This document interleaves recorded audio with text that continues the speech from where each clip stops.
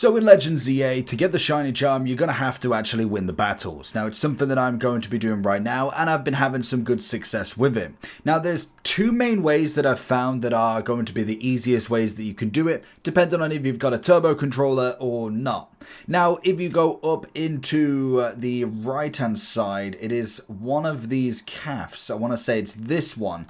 This is basically where you do the kind of free tier battles, but with this one, it is just a 1v1, and the Pokemon are incredibly low. Now, the big thing with this is you do need to put 3,000 in every single time, and if you've got something like a Dragonite, something really heavy hitting with a Rocky Helmet, you should be pretty golden, especially with the extreme speed. It will be utilized in the battles as well, but that's going to be a great way to do it in an AFK sort of format, whether you're actually battling them or not. To be honest, I would kind of utilize the battling segments to try and level up some stuff, especially if you are trying to go online as well. But that's going to be a nice AFK method where you literally just have the turbo controller just completely press A for you, and you'll skip through everything and you don't need to move or anything. And with the Rocky Helmet, it will help you beat them battles.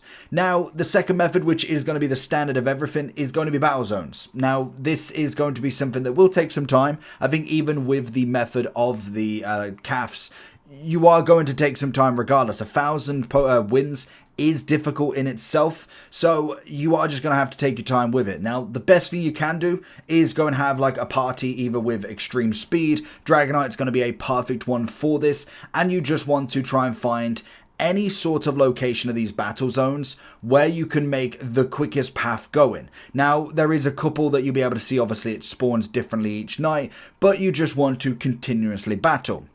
If you can find where basically you can almost be the first attacker here, this would be outstanding. The whole point will be to most definitely be the quickest to attack. So for instance, once we get round here, we know that we can obviously go ahead and attack this Beedrill. So basically the premise with this is just being that extreme speed. As we see, that's going to see us we've been caught, but we might have... No, we didn't even get it. But basically the extreme speed mixed with the high level of attacker is going to really help in this scenario. Because naturally what we can utilize now is if the extreme speed doesn't manage to kill it, we can obviously utilize a Fire Punch or a Thunder Punch because we're already in close combat. So that's going to be perfect to be able to grind out. Now, unfortunately, if you are in kind of endgame, there's not a lot you can do in terms of the high level of stuff. That's why going with, for instance, the battles in the calf is always good because it's quick. You get 3 or 4 done pretty much straight after the bat, which I'll show you in a second. So again, if we go over here now, we can obviously go to her. She will only have 2 Pokemon, which is perfect. We're going to obviously go ahead and attack the Phalanx, and there's the first one done. So it is quicker in that scenario. If you get 3 or 4 Pokemon against you and maybe you go against the weakness, that again is going to be the pain, and obviously you will have to heal at some point. That's what's going to slow you down in the overall sense. And obviously going against them, trying to find the people, you need that circuit where it is just a quick round, but that's 2 done in the matter of about 30-40 seconds. You've obviously got to do 1,000, but say for instance I'm going over here, I know full well she's probably going to see me unless I can hide behind this lamppost, and she's seen me. So naturally you just gotta battle in general. And okay, there we go, 1 Thunder Punch. And sometimes you are going to go against Pokemon that you don't beat out straight away, which is a little bit unfortunate, but you've just kind of take them punches as you go.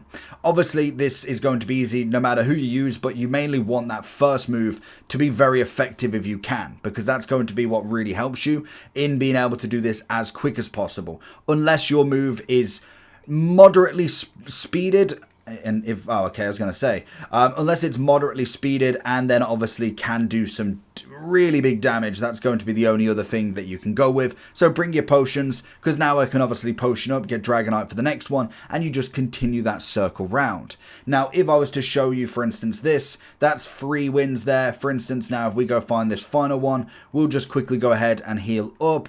We'll just go with a full heal for this one specifically, but again, you don't necessarily need the full heal. If we go over here, we'll go behind him so we can hopefully get that sneak attack, which we should be able to here.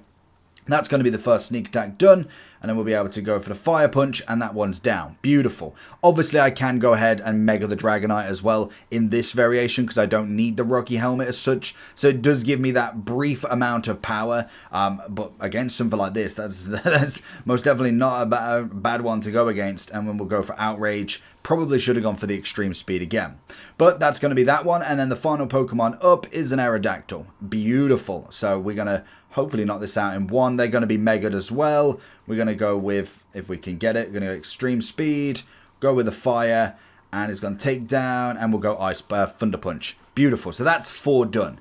If I was to show you the second method that is slightly less, I mean, it's probably more boring, but slightly less tedious in terms of having to walk around. If we go over to this one, because it will be the Nannar one, which is going to be the easiest one out of the bunch, because I think there's like 3 or 4 of them, but some of them do have so many battles in there, you're just not going to be able to do it. Unless you want to do the 10 battle ones to try and get some reward, but it will cost you as well.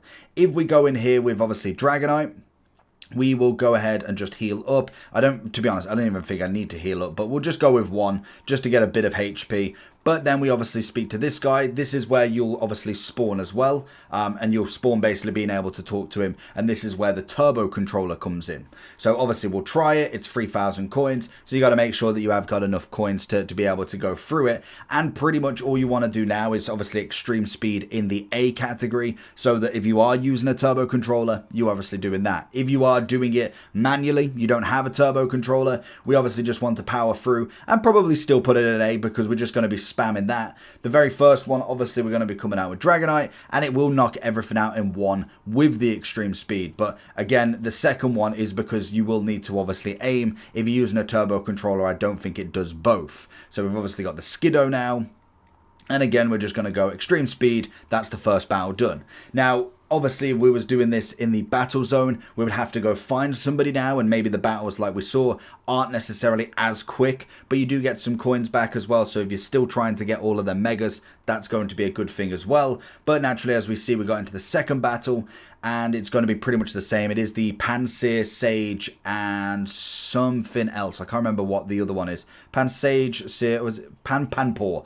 Beautiful, came out at the right time. So these are all just going to be very low levels that you can pretty much just knock out in 1. Very, very simple to defeat. And we'll just go extreme speed for the quickness of it. Again, you can use the Dragonite's Mega if obviously you really want to. But to be honest, I don't think you'll have much trouble. As long as your Dragonite is at a certain level, it should pretty much knock out everything. I think 30 was the highest. There might even be like a 35 on this last one, but I don't think it's necessarily that difficult to go against, especially if you have got like a Dragonite or anybody else with extreme speed. More than likely you've got the levels if you are trying to finish off last time. And the big thing with the winning the battles, if you've not realized, is if you do all the other missions, I believe if you work it all out, there is 100 points left. So you basically have to do this one regardless, but if you do this first, then you will miss out on obviously having to do like catch 150 ground types or something. Like you can miss out on a couple of them and you can get them later on and it doesn't really matter. So at least you'll get the shiny charm before having to finish every single one. So we got the Litleo at level 30, pretty easy done, and that's it done. So that's the 3 battles done. It will then put us through the same kind of rigmarole of obviously speaking back to the guy, and we do the 3,000 again. So realistically, the AFK kind of CAF method is going to be the quicker one, but I must admit the other battles where obviously we go against kind of random people in the battle zones will give you more money, will give you obviously more XP because you are battling stuff, but there is more time to make sure you're healing. You could potentially lose a Pokemon, and then you've got to kind of try and find everybody. So they're going to be the ways that you can kind of do it. Obviously, it is all in kind of name of trying to do this research task, as you do need to get it done. As you see, I'm still working my way up to them 500, which then turns to 1,000, and we get the points to finish it off. Let me know down below if you've got any other methods. If you want to leave it in the comments, please do, and I'll catch you all for the next one. Peace.